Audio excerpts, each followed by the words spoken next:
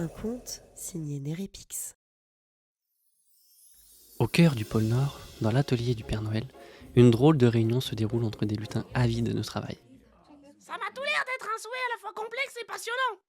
Commente lutin Mathirard. C'est quoi Dis-nous en plus, Mathira. Réclament les lutins tous en chœur. Après avoir posé ses lunettes de soleil sur son nez, ce dernier s'exécute. Mon cher Père Noël, je n'ai pas de baguette magique, c'est pourquoi je fais appel à tes miracles. Je suis Rafi, troubadour des temps modernes. J'ai réuni les mélodies de mes amis afin qu'elles puissent être écoutées et connues de tous grâce à mon site internet. Aujourd'hui, je passe plus de temps à retranscrire les notes à la main qu'à réellement les écouter. En effet, la mise en ligne des mélodies devient une corvée chronophage et pendant que je tapote sur mon clavier, mes amis continuent de créer sans que je puisse en faire profiter tous les humains. Ce que je souhaite sous le sapin, c'est un site fluide, automatisé, qui permet de profiter des créations que je diffuse sans avoir besoin d'y passer des heures. Merci Père Noël de m'aider à libérer du temps pour ce qui compte vraiment. Lorsqu'il prononce le dernier mot de la lettre, un bruit sourd retentit. Badaboum!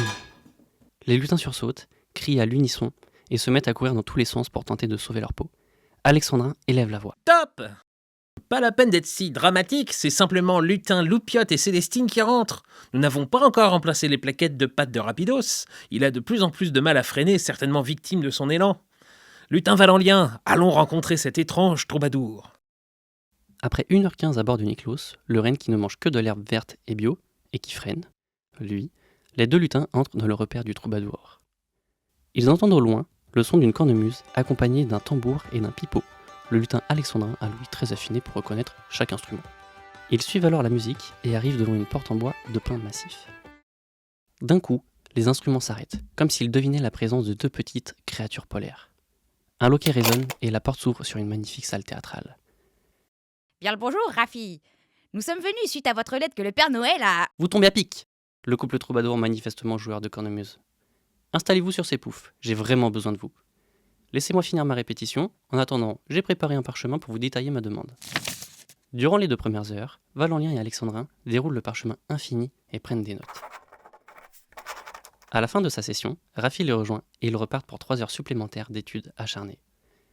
Nos lutins se mettent à poser des questions, beaucoup de questions, pour comprendre son souhait dans les moindres détails, et le troubadour leur répond. Parfois, il l'accompagne dans ses idées, d'autres fois, il l'oriente vers des solutions plus adaptées. À la fin de leur vigoureux échange, ils se mettent enfin d'accord.